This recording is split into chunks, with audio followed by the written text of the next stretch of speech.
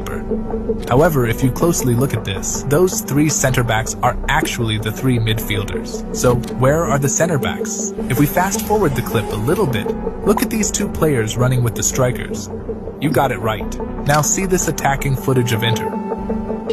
If we rewind that again, the player who made the cross and the player who received it inside the box are once again the center backs. So what exactly is going on? This is the strange tactics of Inzaghi's Inter Milan. From having false attackers to false defenders, each player in his tactics are capable of acting anyone, and using this they completely dismantle the opposition with their unpredictability. And when you see his counter-pressing system, the same center-backs become the first line of defense right after losing the ball. So what exactly is these strange tactics of Inzaghi's Inter, and why and how he's able to use his center-backs as attackers?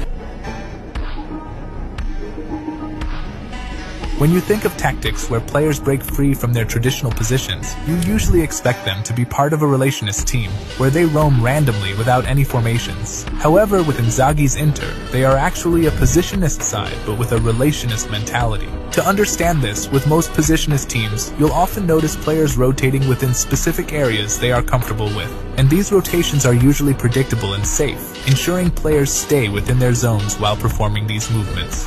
However, with Inzaghi's Inter, they maintain specific playing structures for each phase of the game, but the players actually in it are completely random to each other.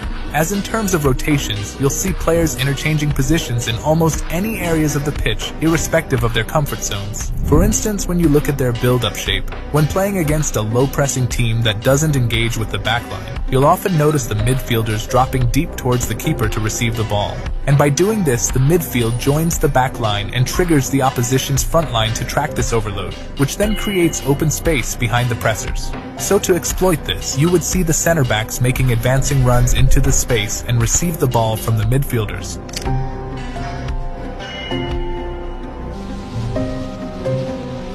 So like this, instead of making single-player rotations, Inzaghi lets his entire horizontal lines to interchange with one another and manipulate the opposition's lines to create large spaces from it. Also, due to the advancing movements of the center-backs, it forces the opposition to stay away from the ball carrier and mark these incoming runners. So this frees up the midfielders with more space and time to use their vision and creativity to play accurate direct passes from deeper positions, which was really not the case with traditional formations.